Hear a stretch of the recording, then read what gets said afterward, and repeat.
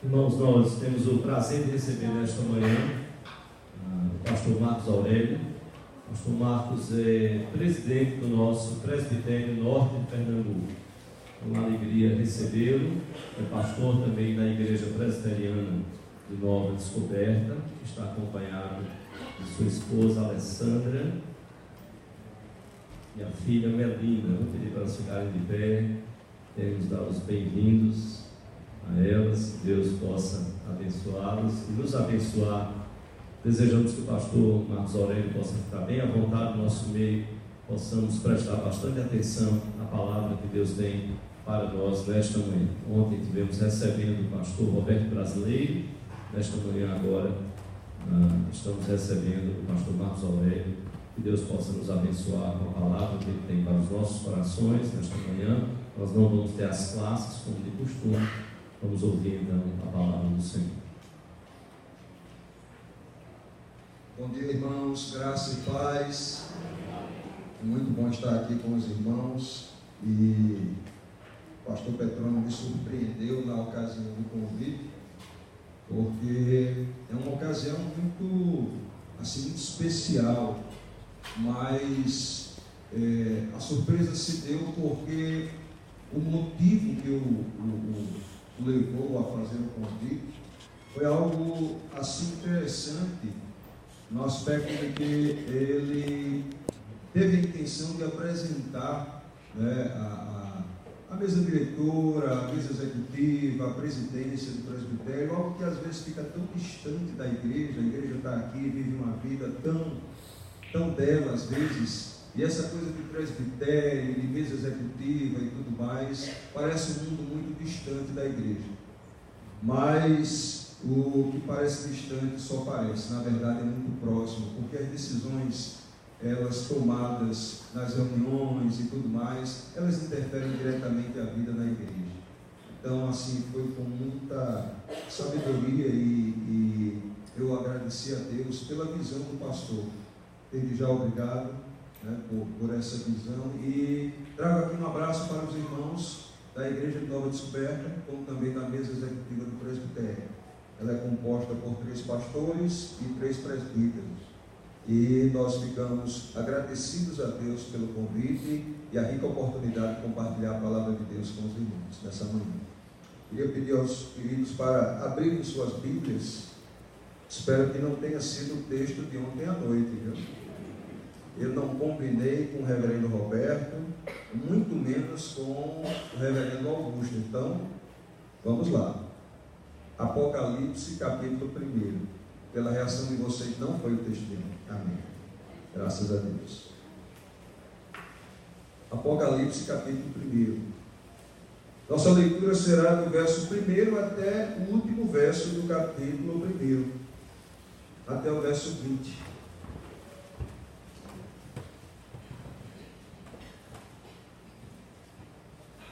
Diz assim a palavra do Senhor: revelação de Jesus Cristo que Deus lhe deu para mostrar aos seus servos as coisas que em breve devem acontecer e que ele, enviando por intermédio do seu anjo, notificou ao seu servo João, o qual atestou a palavra de Deus e o testemunho de Jesus Cristo, quanto a tudo o que viu. Bem-aventurados aqueles que leem e aqueles que ouvem as palavras da profecia e guardam as coisas nela escritas, pois o tempo está próximo. João, às 7 igrejas que se encontram na Ásia, graça e paz a vós outros, da parte daquele que é, que era e que há de vir, da parte dos 7 Espíritos que se acham diante do seu trono, e da parte de Jesus Cristo, a fiel testemunha, o primogênito dos mortos e o soberano dos reis da terra. Aquele que nos ama e, pelo seu sangue, nos libertou dos nossos pecados e nos constituiu reino, sacerdotes para o seu Deus e Pai. A Ele a glória e o domínio pelos séculos dos séculos. Amém. Eis que vem com as nuvens, e todo olho o verá, até quantos o traspassaram, e todas as tribos da terra se lamentarão sobre ele. Certamente. Amém. Eu sou o Alfa e Ômega, diz o Senhor Deus, aquele que é, que era e que há de vir, o Todo-Poderoso. Eu, João, irmão vosso e companheiro na tribulação, no reino e na perseverança em Jesus, achei-me na ilha chamada Patmos, por causa da palavra de Deus e do testemunho de Jesus. Achei-me em espírito no dia do Senhor e ouvi, por detrás de mim, grande voz, como de trombeta, dizendo: o que vês, escreve em livro e manda às 7 igrejas: Éfeso, Esmirna, Pérgamo, Tiatira, Sardes, Filadélfia e Laodiceia. Voltei-me para ver quem falava comigo, e voltado vi 7 candeeiros de ouro, e no meio dos candeeiros um semelhante a filho de homem, com vestes talares e cingido, à altura do peito, com uma cinta de ouro. A sua cabeça e cabelos eram brancos como a alva lã, como neve, os olhos como neve, os olhos como chama de fogo, os pés semelhantes ao bronze polido, como que refinado numa fornalha, a voz como voz de muitas águas. Tinha na mão direita 7 estrelas, e da boca saía-lhe uma afiada espada de 2 gumes. O seu rosto brilhava como o sol na sua força. Quando o vi, caí a seus pés como morto. Porém, ele pôs sobre mim a mão direita, dizendo: não temas, eu sou o primeiro e o último, e aquele que vive. Estive morto, mas eis que estou vivo pelos séculos dos séculos, e tenho as chaves da morte e do inferno.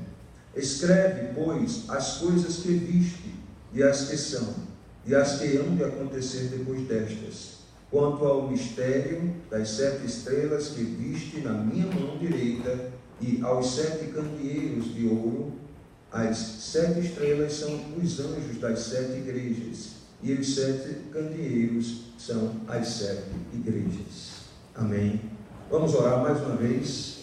Senhor Deus e Pai, obrigado por esse tempo aqui, tempo onde experimentamos a Tua graça e a Tua misericórdia sobre nossas vidas. Agradecemos por aqui estarmos e dispostos a ouvir a Tua palavra. Nós te pedimos agora, Senhor, ajuda, porque só essa disposição não nos faz compreendê-la e muito menos aplicá-la. Portanto, Senhor, que o Teu Espírito abra o nosso entendimento agora nessa manhã, a gente possa compreender a Tua revelação e também a gente fique muito disposto a viver. E aquele que opera tanto em nós o querer como também o realizar, que faça isso nessa manhã na Tua igreja, em nome de Jesus. Amém. Meus amados irmãos, é muito bom compartilhar a palavra de Deus, e ainda mais num contexto desse de muita alegria, comemoração de aniversário, mas também momento sempre de refletir a despeito do nosso momento de vida, do nosso instante. Ele é festivo sim, mas também há momentos que nós percebemos que há um pouco de tristeza em nosso meio, um pouco de dor e sofrimento. Eu quero falar um pouco nessa manhã sobre essa realidade em que a igreja vive, tanto a alegria como também alguns momentos de dor e sofrimento e tristeza, para que não a tristeza ela sobressaia sobre a alegria, em hipótese alguma, mas que a alegria fique mais destacável pela tristeza, pela dor e pelo sofrimento. Nós temos vivido dias difíceis, a igreja ela passa por dificuldades, mas isso não é nenhuma novidade. A palavra ela é clara: no mundo tereis aflições, mas tende bom ânimo, porque eu venci o mundo, diz o nosso Senhor. Então, de fato, nós temos dificuldades, nós passamos por momentos difíceis, mas como cantamos aqui por diversas canções, o Senhor é a nossa alegria, Ele é o nosso refúgio, Ele é o nosso amparo, Ele é aquele que faz com que as coisas ruins não sejam tão ruins, e que a gente ainda encontre coisas boas em momentos difíceis. Só Ele tem essa capacidade. Então, essa vida em que uma hora nós estamos ali num cantinho, chorando, amargando talvez alguma decepção, alguma dor, até a decepção com nós mesmos, com o pecado, e outra hora, imediatamente, parece que a coisa muda. Nós somos tomados por um refrigério quando olhamos para a cruz, quando olhamos para o nosso Senhor, quando vemos a mão dele estendida, como o texto acabou de nos dizer, a mão dele tocando em nós e dizendo: não temas, eu sou contigo. E essa alegria, ela é muito maior do que a tristeza que nós passamos. O que falar a uma igreja que completa 85 anos de vida, onde tantos pregadores, tantos homens de Deus trouxeram aqui a mensagem, trouxeram a palavra do Senhor, edificaram, ministraram os corações dos irmãos, e de orientação ao Senhor, de Senhor, o que falar a essa igreja. E ainda na segunda-feira, logo após ter ministrado no domingo à noite lá na igreja, na segunda-feira, o Senhor me conduziu a esse texto. E eu digo: é esse mesmo, Senhor, é esse mesmo. Diga que eu estou no meio da igreja. Diga que a garantia da igreja, dos 85 anos dela, é porque provavelmente, certamente, foram 85 anos onde aqueles líderes que aqui passaram, eles evidenciaram a luz que estava no meio da igreja, a saber, Jesus Cristo. Diga que Jesus Cristo é a razão não só dos 85 anos, mas dos próximos anos. Seja ele um, ou sejam 2, 3, 85 ou até mais. Diga para eles que a minha imagem, ela é deslumbrante, ao ponto de aquele que tinha intimidade comigo, ao ponto de ser chamado o discípulo amado, ele não teve a condição de encontrar elementos naturais fáceis de distinguir a minha pessoa, mas ele encontrou elementos difíceis de interpretar para poder dizer como eu sou glorificado, porque a igreja ainda não me viu glorificado. Mas diga à igreja que eu estou presente, eu estou lá no meio. Diga também que não precisa ter medo com essa imagem, porque eu sou uma igreja, eu sou com a igreja e não contra a igreja. Eu estou presente com a igreja para ajudá-la nas suas lutas e nas suas dificuldades. Então, irmãos, é nessa direção que eu quero caminhar com vocês nessa manhã. Apresentar para os queridos, né, aquilo que certamente muitos de nós já observamos desse texto. Mas, mais uma vez, dizer para mim e dizer para você que, de fato, Jesus Cristo é a razão dos 85 anos da igreja. Amém. Vamos então caminhar um pouquinho pelo texto. Revelação de Jesus Cristo, logo no início, do verso 1 ao verso 3. Que Deus lhe deu para mostrar aos seus servos as coisas que em breve devem acontecer e que ele, enviando por intermédio do seu anjo, notificou ao seu servo João, o qual atestou a palavra de Deus e o testemunho de Jesus Cristo quanto a tudo que viu. Bem-aventurados aqueles que leem e aqueles que ouvem as palavras da profecia e guardam as coisas nela escritas, pois o tempo está próximo. Às vezes no dia a dia, no corre-corre da vida, até mesmo na vida ministerial, não só de líderes, mas até dos membros da igreja, quando se envolvem em algum departamento, em algum ministério da igreja, essa vida, ela é uma vida agradável, é uma vida cheia de trabalho, cheia de atividades, e nós perdemos às vezes a perspectiva de que o tempo está próximo, de que às vezes até esse tempo aqui é até melhor do que o tempo que está próximo. Porque as coisas do jeito que estão, elas poderiam demorar um pouco mais, seria mais interessante que demorasse até, e até não acabasse, porque o tempo próximo é certamente aquilo que determina o término de tudo que acontece aqui. E uma nova adoração irá acontecer, fora desses padrões, mas o que destaco aqui é a ideia de que o tempo está próximo, era algo real para que João não só admitisse no seu coração, mas que ele também dissesse à igreja: o tempo está próximo, para que a igreja ela não se acostumasse com as coisas daqui, mas que aguardasse ansiosamente a volta do Senhor Jesus. E ele destaca no versículo 3, bem-aventurados aqueles que leem e aqueles que ouvem as palavras da profecia. e guardam as coisas nela escritas. Nós ouvimos e nós lemos. Nós também guardamos as palavras de Deus no coração.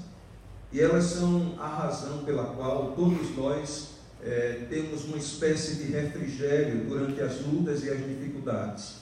De forma que, se alguém entra aqui, se alguém passou por aqui, se alguém ainda está aqui, e já tem pouco ou muito tempo, não importa, mas que se essas palavras não são guardadas, são apenas lidas e escutadas, mas não são guardadas no coração, se não há uma prontidão em viver essa palavra, esse alguém não se transformou, não houve mudança, ainda é a mesma pessoa, não há uma nova vida. Mas quando nós guardamos essa palavra, e isso é uma obra única e exclusiva do Espírito Santo, onde nós percebemos que Ele é quem coloca essas verdades de Deus em nossos corações, nós passamos a desejar a vontade de Deus, as palavras da profecia de Deus, ou seja, aguardar aquele dia, esperar ansiosamente aquele dia, desejar esse dia que está próximo, querer mais que essas coisas aconteçam, depende muito do guardar, do aplicar do Espírito de Deus essas verdades em nossos corações. Às vezes, e não falo necessariamente da igreja aqui presbiteriana da Encruzilhada, não, de forma alguma, mas num contexto geral, a igreja está guardando pouco as palavras proféticas do Senhor, está guardando pouco, porque às vezes ela vai de encontro a uma realidade que a igreja quer continuar vivendo, mas o guardar, ele é muito importante. As palavras das profecias e estão contidas em todas as Escrituras. E essa palavra, ela se refere exatamente à realidade da volta, da segunda vinda do Senhor. E o que João está aqui revelando é que são bem-aventurados aqueles que ouvem, aqueles que leem, mas aqueles também que guardam. Estão prontos, de prontidão, para viver essa verdade. Que verdade é essa? É a verdade da volta de Cristo. Estão aguardando ansiosamente. E a pergunta que nos cabe aqui agora nesse momento é: estamos preparados? Se Ele voltasse agora, você poderia dizer que você está preparado? E que você realmente é alguém que está de prontidão para essa volta dele, como nós acabamos de cantar, nas nuvens, com grande poder, e acabamos de ler também? Essa é uma pergunta que fica para todos nós. Não só ouvir, não só ler, mas as guardar. O que significa as guardar? Estar de prontidão para esse momento tão especial. Isso nos reporta ou nos leva diretamente a uma reflexão sobre uma vida pessoal. Mais do que uma vida coletiva como igreja, mas uma vida pessoal. Como estamos diante do nosso Deus? E se Ele voltar agora? E se não der tempo para a pregação do reverendo Augusto Nicodemos hoje à noite? Pelo menos deixa acabar a pregação. Versículo 4. João, as 7 igrejas que se encontram na Ásia, graça e paz a vós outros, da parte daquele que era e que há de vir, da parte dos 7 Espíritos que se acham diante do seu trono, e da parte de Jesus Cristo, a fiel testemunha, o primogênito dos mortos e o soberano dos reis da terra, aquele que nos ama e pelo seu sangue nos libertou dos nossos pecados e nos constituiu reis e sacerdotes para o seu Deus e Pai. A Ele a glória e o domínio pelos séculos dos séculos. Amém. Domínio, essa palavra é poderosa, né? Ser dominado por Cristo, ser conduzido por Cristo. Não só as coisas, mas eu mesmo, o meu coração.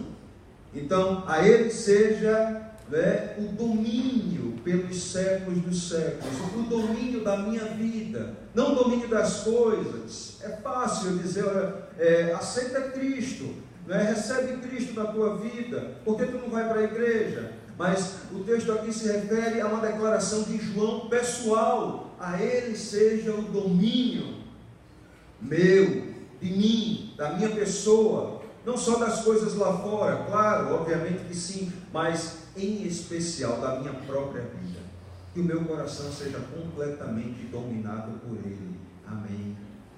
É sério. Foram poucos amém. Amém. Assim, glória a Deus. Né? Então, sejamos dominados por Ele. Vamos entender um pouquinho mais essa declaração aqui de João. Né? Ele diz, olha, João, as 7 igrejas, eu recebi do Senhor, do verso 1 ao verso 3, né? E estou agora com a missão de transmitir essas verdades de Deus às 7 igrejas que se encontram na Ásia.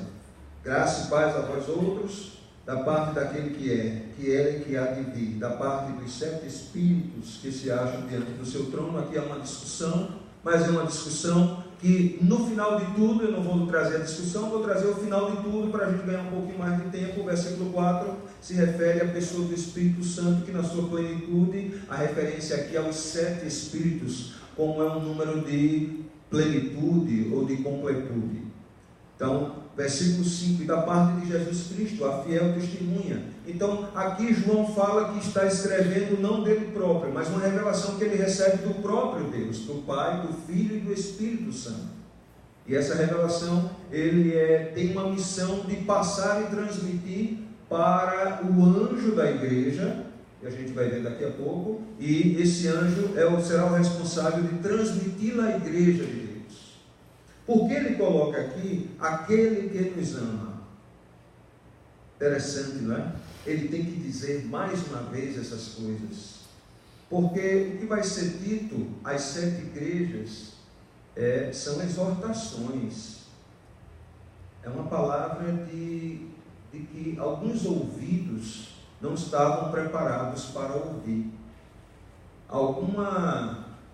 São palavras em certo ponto, de acusações, mas quem está acusando e quem está dizendo o que disse, não são as pessoas, não são os religiosos, é o próprio Jesus, que fez uma avaliação das 7 igrejas e fez declarações fortes. Nós, como crentes, nós vivemos a nossa fé com muito temor e tremor. A gente vai para a igreja e às vezes a gente vem um pouco distraído. Eu me preocupo muito com o fio de cabelo que pode sair do meu nariz. A idade está chegando, né? Os mais novos não tem isso não, mas os mais velhos sabem que a gente tem que cortar aqui, porque às vezes sai aqui na orelha, eu fico parecendo um lobisomem. Se tem algum por aí, não se chateie não, viu? Porque a gente não consegue ver e cortar. Daqui a pouco é a gravata. Hoje eu olhei para minha esposa, ela disse, está bom, ela disse, está. Agora tem um fiozinho aqui, aí pegou a tesoura e cortou da camisa. Nós nos preocupamos muito, mas isso é próprio da nossa natureza. Nós nos preocupamos muito com o exterior, mas não sabemos muitas vezes que vamos para a igreja receber uma palavra de exortação, porque estamos fazendo alguma coisa errada. Amém? Mas quando a gente chega e começa o liturgo, não é? Ou a irmã que começa a dirigir o culto, começa a ler algum trecho das Escrituras, começa a fazer a oração e os hinos e as canções, e a gente começa a ser trabalhado pelo Espírito de Deus, e a gente começa a entender a razão pela qual a gente está aqui, que não é mais meramente estética, externa, é algo mais profundo, mais interno, vai falar conosco. Será que o pastor vai pregar sobre alguma coisa que eu estou passando na vida? E aí, há aquele casamento perfeito. De fato, o pastor pregou e falou ao meu coração. Espero que aconteça isso comigo também, para a glória de Deus. E aí, nós começamos a ver que, de fato, nós não saímos de casa e Deus não nos trouxe aqui apenas para a festa, mas para nos exortar, para falar poderosamente aos nossos corações, porque a luz está onde? No meio da igreja. Eu estou no meio da igreja. E outra, está nas minhas mãos aqueles que irão falar. Eles falarão da minha parte, aquilo que eu quero que eles digam, e não aquilo que eles querem falar de si próprios, mas aquilo que eu quero dizer à minha igreja, ao povo que eu amo. Amém?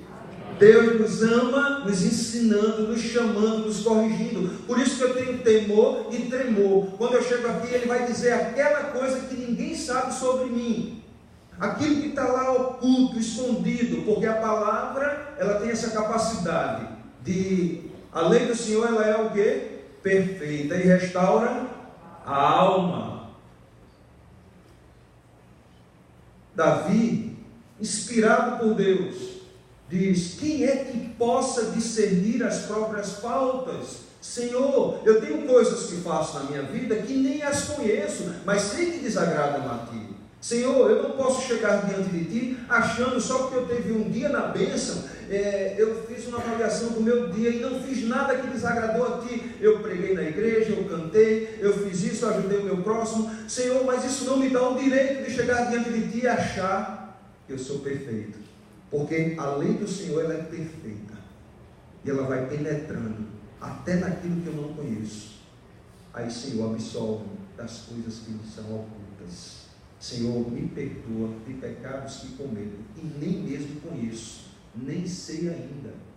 Então, com muita propriedade, Davi fala sobre essa realidade. Então, João tem que dizer para mim e para você, tinha que dizer para as igrejas que, sendo assim, nós devemos não mais abandonar, agora eu não vou mais para a igreja, porque o pastor estava falando, o líder estava falando, o ministério estava dizendo uma coisa que parecia que ele conhecia. Eu acho que vazou o meu pecado, porque ele estava dizendo uma coisa para mim. Eu não vou mais para ali, eu vou para outra igreja, eu vou cantar um pouquinho mais, eu vou para uma igreja onde de repente um irmão é escolhido assim, tu dá uma palavra aqui, e ele faz uma leitura rápida, porque ali é bronca, ali parece que está nos acusando, tem um dedão assim para cima de mim. Aí João diz: Jesus ama vocês, aquele que nos ama, e de fato, e pelo seu sangue, valorize o sangue de Cristo, nos libertou dos nossos pecados. Não somos mais escravos a essas coisas que cometemos,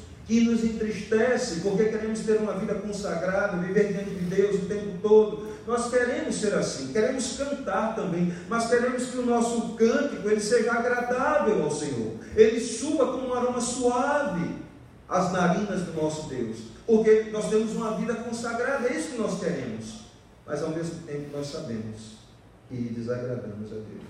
Quem é que possa discernir as próprias faltas? Absolve-me, Senhor, das que me são ocultas.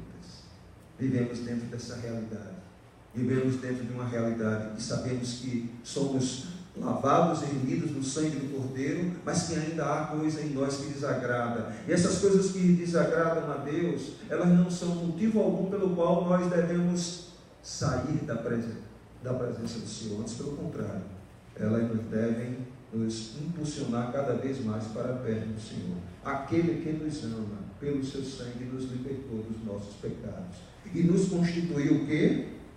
Reino. Ora, você, reino, sacerdote para o seu Deus e Pai. Eu e você, sim, a Ele a glória e o domínio pelos séculos dos séculos. Amém.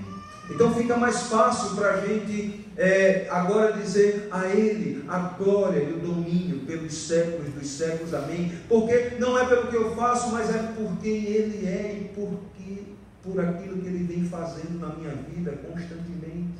Essa é a realidade. A Ele eu reconheço toda a honra, toda a glória, todo o louvor e toda a adoração. Fica mais fácil eu dizer para Ele que é melhor que Ele me domine do que eu me domine. Não é verdade? É melhor que Ele seja o dominador do que eu, porque eu não conheço nem as próprias faltas que cometo e que desagradam a Ele. É melhor que Ele me domine e me conduza. Fica mais fácil da gente fazer essa declaração. Versículo 7.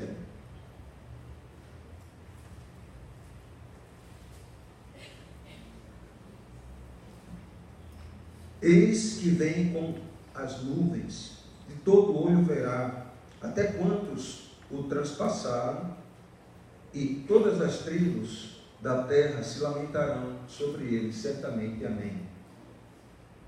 Meu querido e minha querida, meu irmão e minha irmã, você que está aqui nessa manhã, que já reconhece a Cristo como seu Senhor e Salvador, nesse momento em que nós lemos esses dois versos, esse único verso, verso 7, ele é de uma alegria muito grande para você.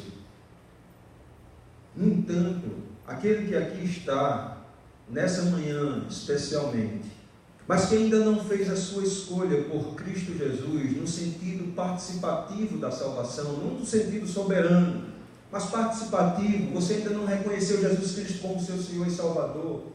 Esse texto, ele fala de uma verdade tremenda, e é um momento para você refletir, você que já é dele, e você que ainda não é dele. Porque o texto fala que quando ele voltar, muitos se lamentarão. Esse lamento não tem nada a ver com o arrependimento, aquele que salva, mas tem com a consciência, a capacidade da consciência que o poder de Deus vai causar no pecador que não se arrependeu. Significa que ele vai parar assim, baixar a cabeça e vai dizer: por que eu não reconheci Ele como meu Senhor? De fato, todas as evidências me mostravam que Ele era o Senhor. E por que eu não o reconheci? Não haverá mais tempo de arrependimento, haverá só uma lamentação. Eles lamentarão e você não vai passar por isso, glória a Deus, porque você foi alcançado por Cristo, pelo Espírito de Deus que lhe tocou, e você hoje não está dentro desse lamento. Mas se você está aqui e ainda não reconheceu, é como se você já estivesse dentro desse lamento, salvo a condição de você reconhecê-lo como seu Senhor.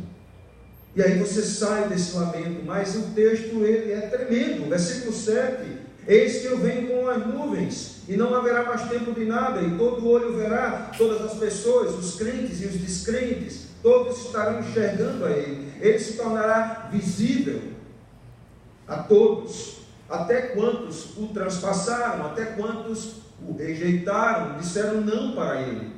Então, todos eles, certamente, eles virão, em todas as tribos da terra se lamentarão sobre Ele. Especialmente o lamento está com aqueles que não reconheceram. E você deve ficar muito alegre, porque nesse momento só haverá alegria para a igreja. Muita alegria, muito conforto, muito regozijo. Sabe aquilo que hoje ri de mim e de você, porque seguimos a um Deus de um relato que já passou há muito tempo, e que essas coisas são do passado, e sabe aquele tipo de gozação que nós sofremos, porque tomamos decisões fundamentadas nas Escrituras. Essas coisas, num momento único, pela volta de Cristo, vai encher a gente de regozijo, porque a gente estava no caminho certo, a gente vai ter a convicção de que a gente fez a decisão certa, tomou a decisão acertada para a glória de Deus, porque o próprio Espírito nos convenceu desde já, e naquele momento será um momento de muita alegria, de muita alegria. Hoje a gente já sente essa muita alegria, hoje nós já sentimos. Há uma oposição forte ao Evangelho, há uma oposição forte à igreja cristã, há uma oposição forte ao seu testemunho, lá no seu trabalho, lá na sua faculdade, no meio dos seus familiares que não são crentes. Há uma oposição forte, você sabe disso. Amigos que você perdeu, outros que nem se tornaram amigos, porque quando viram que você é crente, deixaram de conversar com você. Mas o fato é que naquele instante, você será tomado de muita alegria. Versículo 8 diz assim: eu sou o Alfa e Ômega, diz o Senhor Deus, aquele que é, que era e que há de vir, o Todo-Poderoso. O Todo-Poderoso. Essa expressão, ela é grande por si só. Ela nos leva muitas vezes para fora de nós. Quando nós olhamos a manifestação de Deus se revelando aos homens, né, pelos fenômenos físicos e outras coisas mais. E isso nos traz a ideia de um Deus todo-poderoso que domina sobre todas as coisas. Mas eu queria também, não excluindo uma, mas acrescentando outra, falar à igreja nesta manhã que ao longo desses 85 anos, esse Deus Todo-Poderoso demonstrou o seu poder no meio de nós, mudando os corações. Irmão, não tem coisa mais tremenda do que a mudança de um coração. Mudar o curso de uma água, frear uma nuvem. Eu não estou diminuindo nem menosprezando a ação de Deus sobre os fenômenos físicos, mas mudar o coração de um homem, de não querer mais pecar e querer ter vida santa. Você gostava muito de comer tal fruta, chega ela se derramava pela sua boca, e você agora não quer mais comer essa fruta chamada pecado, você não quer saboreá-la, você não quer mais desfrutá-la, você agora quer uma outra coisa chamada santidade. Você quer coisas que agradam ao seu Deus. Quer dizer, você tinha afeição a coisas que desagradavam a Deus, e agora você tem uma afeição muito grande às coisas de Deus. Essa mudança é uma mudança toda poderosa dentro de você. E a demonstração maior desse Todo-Poderoso, às vezes nós procuramos no céu, no mar, no ar, na terra, é dentro de nós, é dentro do seu coração. É quando você deixa de servir a você mesmo e passa a servir ao seu Senhor, ao seu Criador. Quando você deixa de adorar,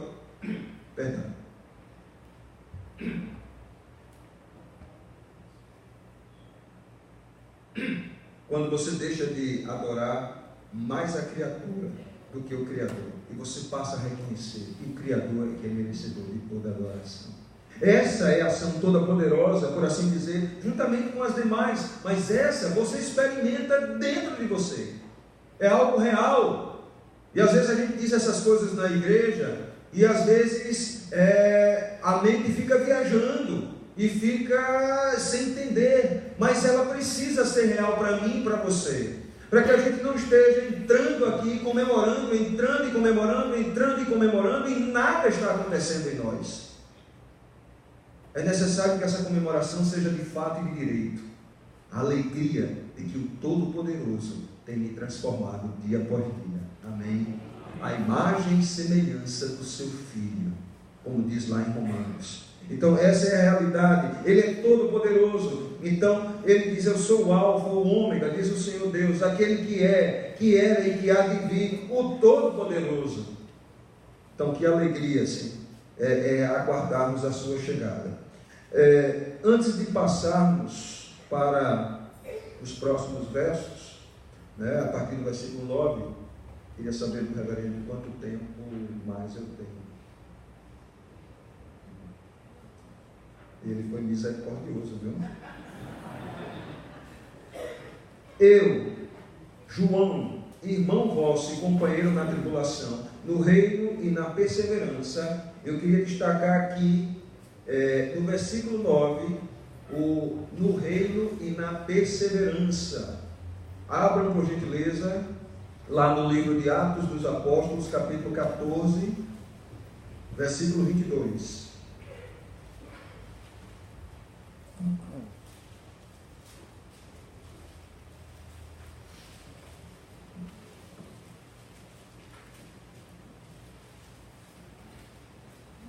Diz o texto: fortalecendo a alma dos discípulos, exortando-os a permanecer firmes na fé, e mostrando que, através de muitas, o que? Nos importa entrar no reino de Deus. São muitas as tribulações, Eu, João, irmão vosso e companheiro na tribulação, no reino e na perseverança. Significa que uma igreja que completa esse tempo de vida, é necessário, não assim, de forma tão dura, mas entendermos uma realidade de que é uma igreja que precisa ter a consciência das tribulações e que é necessário perseverar. Amém? É necessário perseverar. O que vem a ser a perseverança é mais ou menos assim: eu estou em casa, estou triste, estou desanimado, alguma coisa aconteceu na minha vida, ou até mesmo dentro da igreja, alguma coisa, uma zoadinha, né? Um focozinho de incêndio, uma fumaça, uma coisa que me entristeceu, que me deixou desanimado, que está dizendo para mim que é hora de parar, dá um tempo. A perseverança diz: e com conversa de tempo, rapaz. Levanta daí, bota a roupa. Houve ou não houve um derramamento de sangue pela tua vida? Houve ou não houve? Ele é merecedor desse seu tempo? Não. Aí você se levanta, essa é a perseverança. A tribulação, as dificuldades, elas vêm por quê? Elas vêm por conta do pecado, irmãos, que há no meio de nós. Há também fora, claro. Às vezes nós sofremos tribulações por causa das coisas lá de fora. Isso é a verdade, mas às vezes as coisas acontecem onde? No nosso meio. E o perdão, onde fica? É nessa hora que Deus restaura, por meio da confissão, do perdão, e as relações que foram afastadas, se tornaram um pouco diferentes por alguma razão, elas se tornam mais fortes por conta dessa realidade criada por Deus. Então, a perseverança, ela é necessária, ela deve ser reconhecida, não aquela perseverança de alguém que está bem nos caminhos do Senhor. Mas o que João está fazendo uma relação aqui é sobre a tribulação. Ele está dizendo que a perseverança mesmo, ela se demonstra onde? Na tribulação. Nós passamos por dificuldades. Mas existe alguma dificuldade que justifique eu não vir adorar o meu Deus? Depois você me diz se tem alguma. Pastor, você não sabe o que eu estou passando, não sabe da minha vida. Não sei. E assim, se você quiser conversar comigo, a gente conversa, mas eu não tenho tanto interesse assim de saber, certo? Eu posso orar por você. Mas uma coisa eu quero dizer, não há nenhuma tribulação que justifique a não adoração a Deus. Não é verdade? Nós sabemos disso. Então, na tribulação, João diz, eu passo por tribulação, mas não é motivo pelo qual eu não venho adorar a Deus. Eu persevero. Então, na perseverança em Jesus, achei na ilha chamada Patmos, por causa da palavra de Deus e do testemunho de Jesus. O que levou João a estar na ilha, exilado, naquela condição? O que levou? A palavra de Deus. A palavra de Deus. Então João sabia que falar de Jesus, falar da obra que Deus colocou nas mãos do seu Filho para morrer na cruz pelo pecador, isso traria para ele uma rejeição. E João, ele em nenhum momento ele está alheio a essa realidade. Antes, pelo contrário, ele faz questão de dizer, olha, eu estou aqui por causa da palavra de Deus. Foi ela que me trouxe até aqui. Onde a palavra de Deus vai levar você? Onde? Eu espero que ainda tenha liberdade de ir e vir, possa ser convidado outras vezes para poder pregar a palavra de Deus em tantos lugares. Mas onde a palavra de Deus vai nos levar? Onde, irmãos? Ao cárcere. O apóstolo Paulo fala com muita clareza, né? À rejeição, ao escanteio, a sermos deixados de lado, não considerados, menosprezados, ridicularizados. Essa é a realidade. Mas não fique chateado por isso. Antes, pelo contrário, absorva isso com muita alegria, porque isso é o que os grandes pregadores, eles esperavam.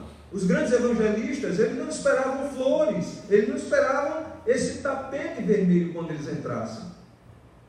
Nós vivemos dias muito fáceis em comparação à igreja primitiva e às dificuldades que nossos irmãos já passaram. Portanto, isso não é um discurso para que você fique triste com você mesmo, mas antes, pelo contrário, aproveite. Aproveite. Enquanto você não está encarcerado, aproveite. Enquanto você não foi levado a uma ilha por causa do testemunho de Jesus Cristo. Então João diz, eu estou aqui por causa da palavra de Deus, e ela me trouxe até aqui. Só que eu achei em espírito, quando eu achei que tudo estava acabado, aí ele estava começando.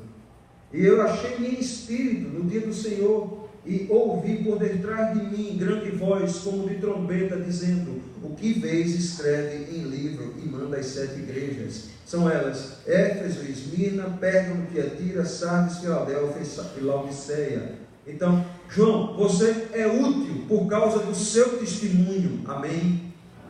Você é útil por causa da sua fidelidade em falar a palavra de Deus. Glória a Deus por isso. Irmãos, pode ser coisa simples. Lá na igreja de vez em escuto, pastor, nós não somos pastores. Nós não somos teólogos. para levar a palavra de Deus. Digo, irmãos, nunca o Espírito de Deus, na sua palavra, disse que só falaria por boca de teólogos e pastores. Nunca. Antes, pelo contrário. Todo aquele onde Ele habita, Ele capacita para que fale as palavras de vida eterna. Então, isso não é desculpa para nenhum de nós, mas a realidade é que todo aquele que se coloca nas mãos do Senhor para ser usado por Deus, esse será usado grandemente. João nem imaginava que ia ver o que viu, que ia ouvir. Olha, foi um som, tá certo? Não foi coisa da imaginação dele. Tanto é que o texto diz que a voz era como o quê? Sem fila, águas, o bater de muitas ondas. A gente conhece essa zoada porque a gente mora numa cidade litorânea e a gente sabe o que é que significa isso, né? As ondas não cessam, não param, elas vêm uma atrás das outras e elas ficam batendo o tempo todo, e quando o mar está bravo é que ela bate mesmo, e aquela zoada fica constante, não para o tempo todo. Então João diz que eu ouvi essa voz, eu cheguei a ouvir essa voz, uma grande voz, como de trombeta, como de muitas águas. Ele também destaca, dizendo: o que vês, escreve em livro e manda às 7 igrejas. Eu não imaginava que ainda ia ser usado por Deus com grande poder. Que a gente não perca essa realidade de vista. Quando você pretende servir ao Senhor, proclamar a sua palavra, certamente o Senhor vai usar até os últimos instantes da sua vida. Amém. Eu digo isso que é uma oração minha diante de Deus. Sou filho de pais cardíacos, né? Tanto meu pai como a minha mãe teve problemas no coração. Minha mãe operada, meu pai com 3 infartos, já falecido, minha mãe ainda não viva, e eu tenho 100% de chances para ter problemas no coração. E eu digo: Senhor, eu não sei quanto tempo eu vou durar, mas que eu termine meus dias proclamando o teu evangelho, em casa, até de fora de tempo, né? Em casa, na família. Recentemente a gente abriu um pequeno grupo em casa. Olha, um desafio de familiar. Pregar na família é aquela história, né? Santo de casa, e já me disseram, vai acabar. Eu tive uma experiência que eu comecei e acabou. Eu digo, se o Senhor quiser, ele acaba, ele nem começa. Na verdade, se o Senhor quiser, ele nem começa. Mas se ele começou, sou eu que vou desanimar? Se ele deu o pontapé inicial, então a gente tem que aproveitar as oportunidades que Deus tem nos dado. E João aqui era um ancião, era uma pessoa que já tinha falado muito, tinha pregado em Éfeso, tinha vivido uma vida ali, exortado, tinha ensinado, e por causa desse testemunho é levado para a ilha de Patmos. Mas Deus o usa com grande poder. E aí o versículo 12 diz que João não aguentou a curiosidade, a voz vinha por detrás dele, e diz que voltei-me para ver quem falava, e voltado vi 7 candeeiros de ouro, e no meio dos candeeiros um semelhante a filho do homem, com vestes talares e cingido à altura do peito, com uma cinta de ouro. A sua cabeça e cabelos eram brancos como a alva lã, como neve, os olhos como chamas de fogo, os pés semelhantes a bronze polido, como que refinado numa fornalha, a voz como voz de muitas águas. Tinha na mão direita, antes de passar para o que ele viu nessa pessoa, é destacável para mim e para você aqui, o que João tenta descrever de Cristo glorificado. Algo que ele não tem palavras, né? Os olhos dele eram muito bonitos, o nariz era afilado, né? Não tinha barba, uma barba muito bem feita, ou uma barba bonita, né?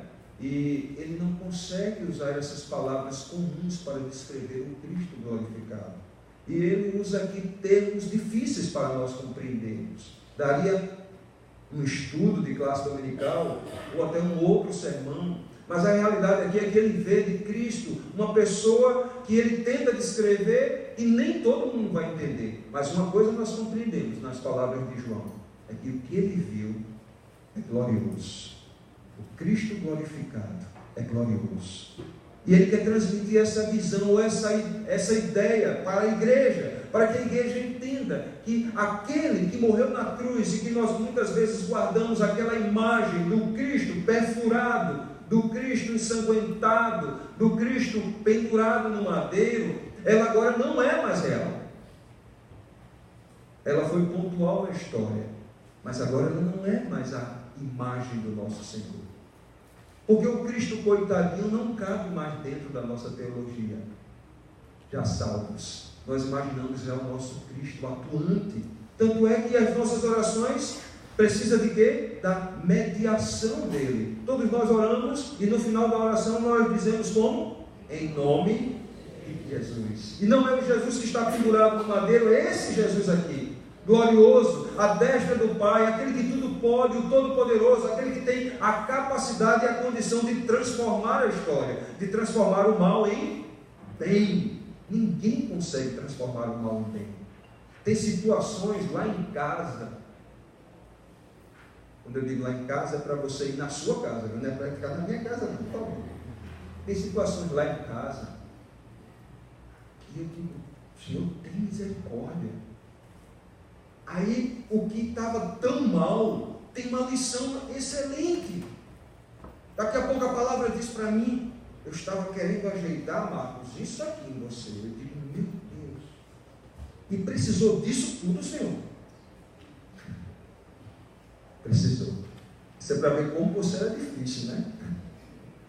Precisou disso tudo para você entender que eu precisava ajeitar isso aqui em você. Amém? Aquela bronca lá na sua casa, aquela dificuldade que você muito tem, aquele desespero que às vezes dá, é porque o Senhor está nos corrigindo, está nos consertando, e Ele consegue transformar uma situação muito ruim numa situação excelente para a glória dEle. No final de tudo, nós olhamos para o Senhor e nos ajoelhamos com as mãos erguidas, como nós fizemos aqui, e damos graças ao Senhor. Porque Ele nos ama e às vezes nos leva dentro desse contexto a situações difíceis para trabalhar conosco, para nos corrigir, para que quando nos encontremos com Ele, a gente possa ter essa visão já em nós. Não precisamos chegar lá. João está descrevendo aqui para mim e para você, para que nós tenhamos essa visão já hoje do Jesus glorificado. Que coisa bela, irmãos. Que coisa bela. E diz o texto, continuando, tinha na mão direita, e aí parece que num momento os olhos de João, eles perdem o foco em Cristo, eles saem da pessoa bela de Cristo, e Deus o permite enxergar o que ele tinha na mão. Tinha na mão direita 7 estrelas, e da boca saía-lhe uma afiada espada de 2 gumes.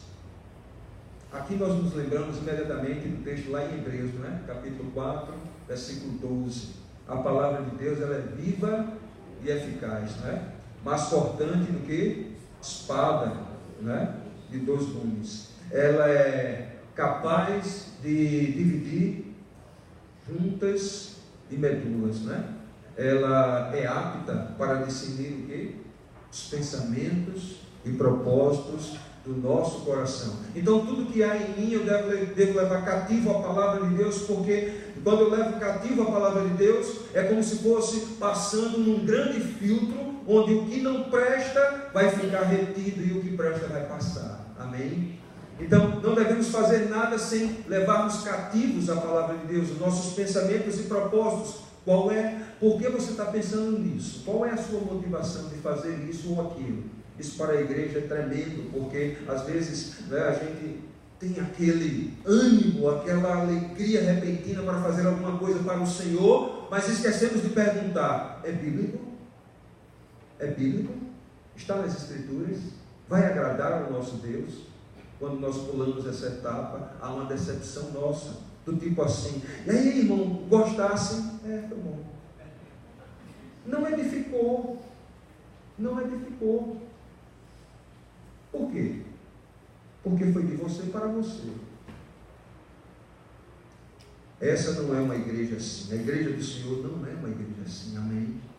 Os 85 anos, eles retratam, eu creio, pela graça e misericórdia de Deus, aquilo que líderes estão fazendo aqui, que buscam glorificar a Deus o tempo todo, debaixo da palavra de Deus, né? Que é toda a autoridade que nós temos. Então, essa realidade aqui fala sobre o agir de Deus soberano, sobre o cuidado com essas coisas, com essa visão, com essa atenção. Então, diz que tinha na mão direita 7 estrelas, e da boca saía-lhe uma afiada espada de 2 gumes. Ele está no meio da igreja, e a sua palavra, ela deve ser preservada no meio da sua igreja, o tempo todo, para nos corrigir, para nos exortar, para nos trazer para junto dele cada vez mais.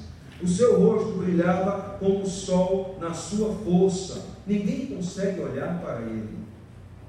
Nós sabemos que para o sol a gente não consegue mesmo olhar.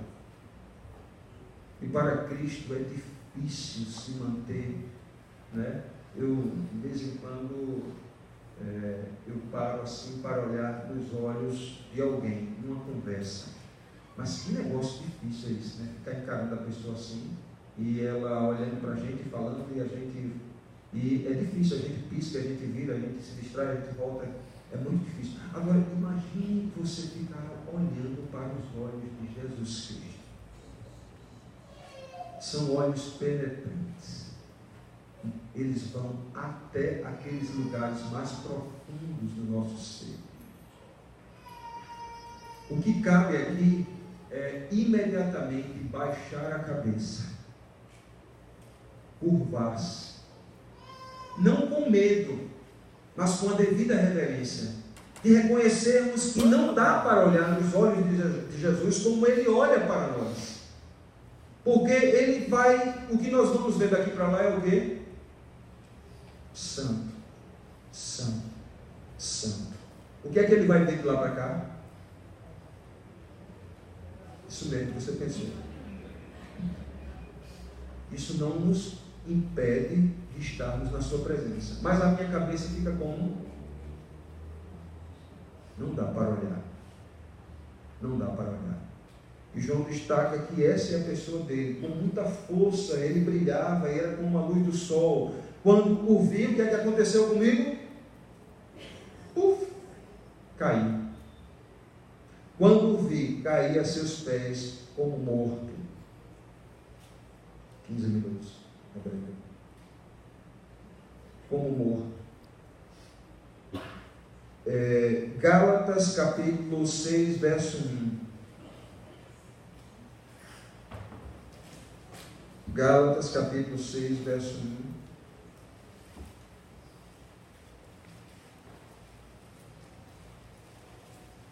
Irmãos, se alguém for surpreendido em alguma falta, eu queria ler com a igreja. Vamos ler todos juntos? Esperar vocês chegarem lá. Capítulo 6 de Gálatas, verso 1.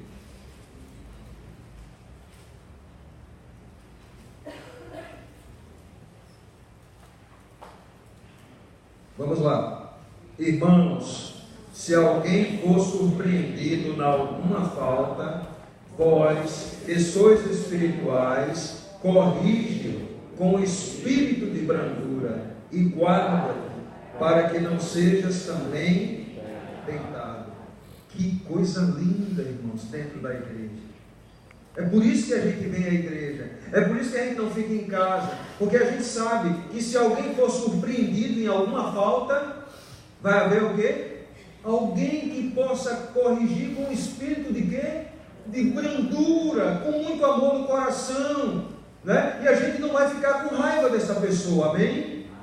A gente vai agradecer a ela, porque na igreja tem mesmo pessoas que caem, que passam por dificuldades, que pecam, que erram, porque senão João estaria equivocado, ele não cairia morto. Por que ele caiu morto? Porque quando ele fitou nos olhos de Jesus glorificado, não dava nada para ele, não sobrou nada.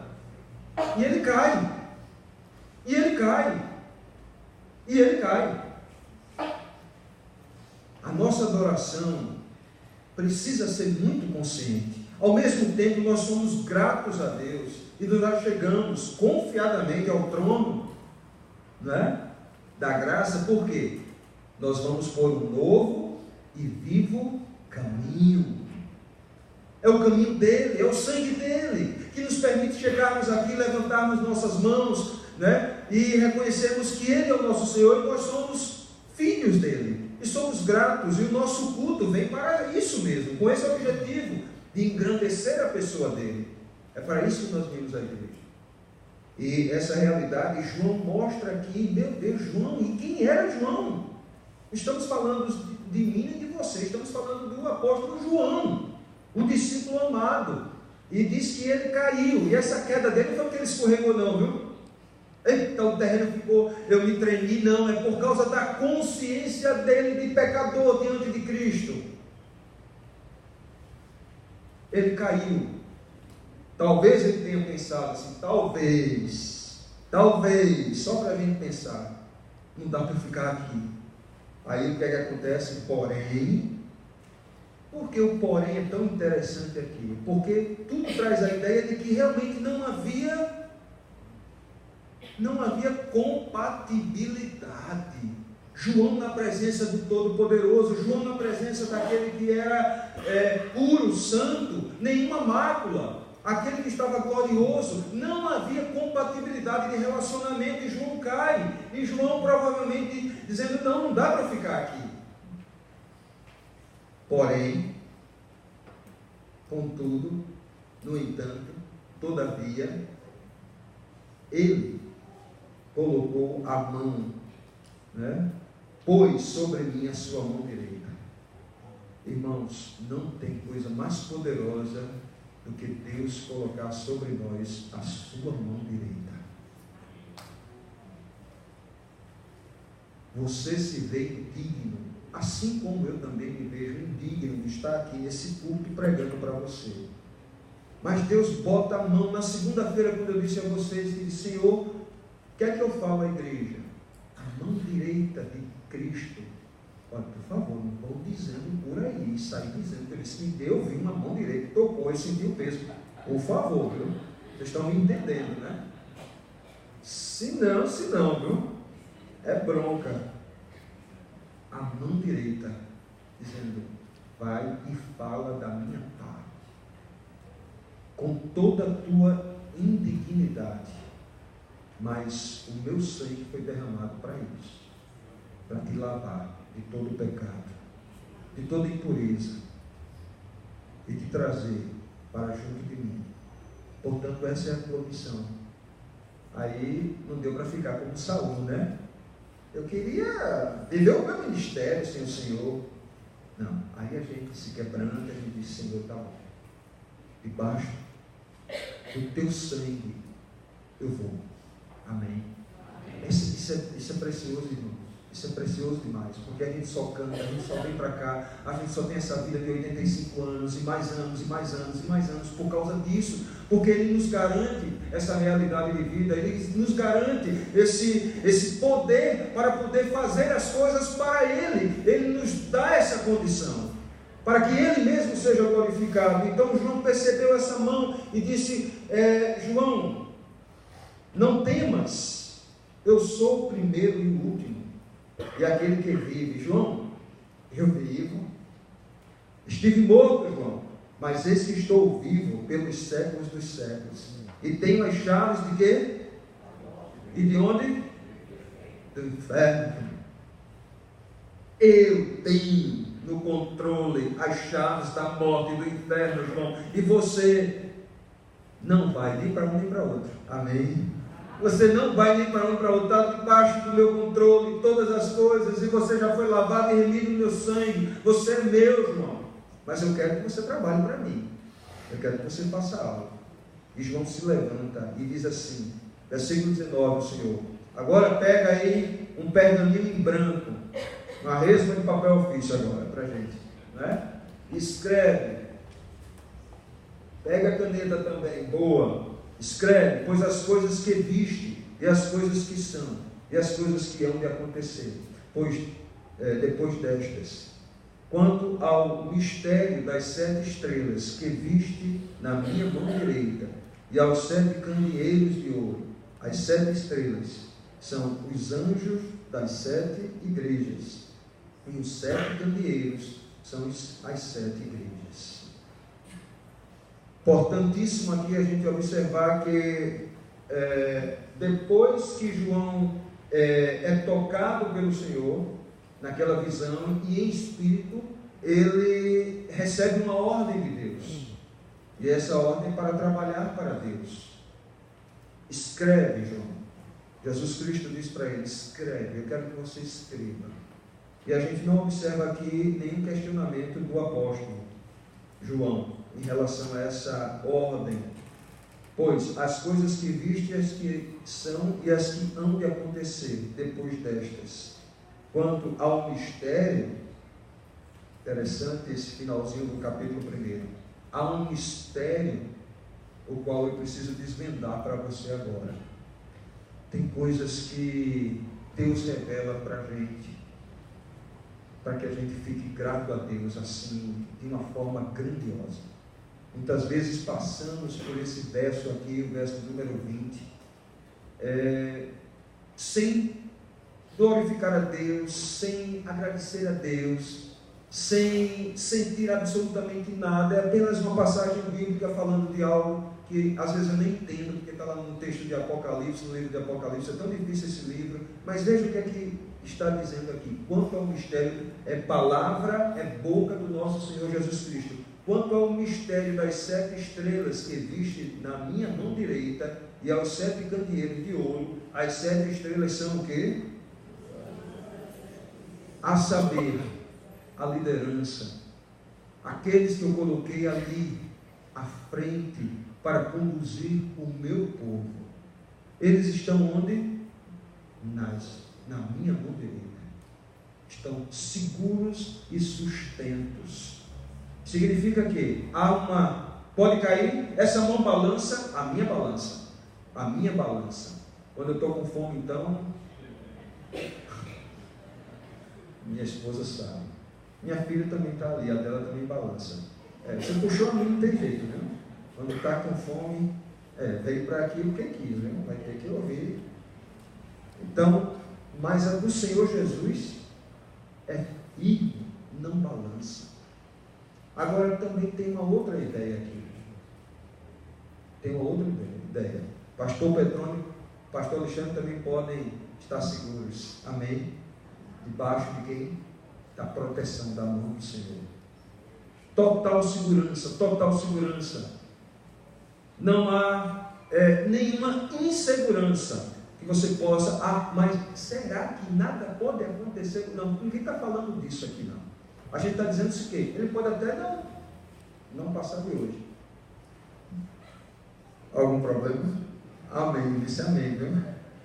Mas o que eu estou dizendo aqui é que os dias que ele tem contados aqui serão seguros na presença de Deus. O Senhor está garantindo segurança para ele.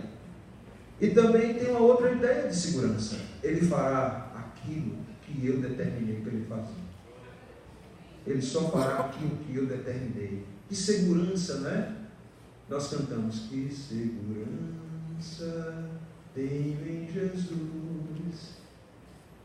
É isso mesmo. Temos muita segurança no nosso Senhor. Ele é a nossa segurança. A segurança da igreja, hoje, aqui, agora, na comemoração, é do nosso Senhor, porque estão nas suas mãos, ou na mão direita do nosso Senhor, como diz o texto, os anjos da igreja, das 7 igrejas, uma representação da igreja como um todo. E as 7 igrejas, elas apresentam os problemas da igreja como um todo.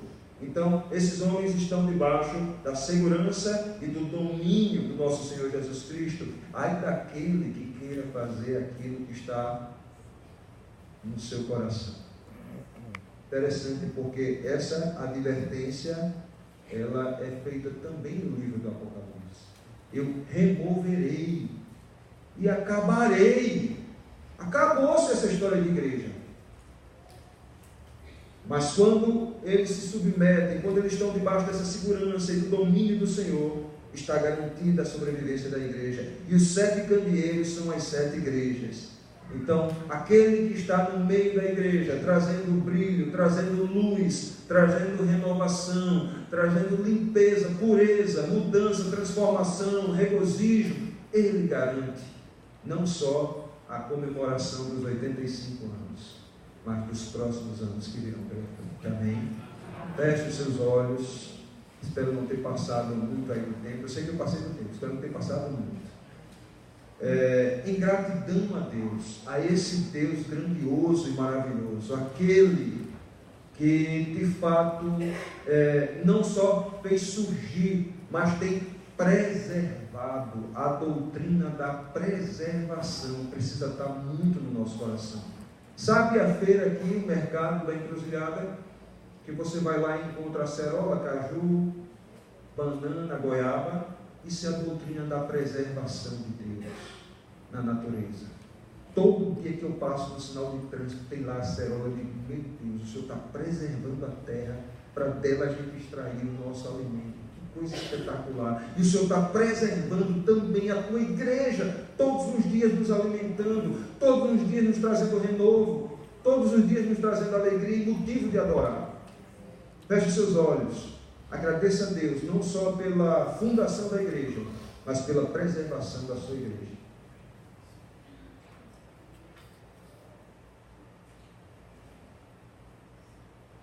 Senhor Deus e Pai, obrigado pela tua bondade, Senhor, pelo teu amor, pelo teu cuidado por todos nós. Ó Senhor, toda honra, toda glória, todo louvor, toda adoração sejam dados ao Senhor. Que nossas vidas sejam vidas que expressem a nossa gratidão pelo que o Senhor já fez, faz e ainda fará por todos nós. Continua abençoando esta igreja, continua sustentando teus servos aqui, continua abençoando o teu povo que se reúne regularmente nesse prédio, continua falando e transformando vidas para o louvor da tua glória. Nós louvamos o teu nome, aproveitamos também essa rica oportunidade para te pedir perdão pelos nossos pecados e te pedir forças para vencermos tanto a tentação como o pecado. Assim nós te oramos, agradecidos, como também te pedindo, no nome santo de Jesus. Amém.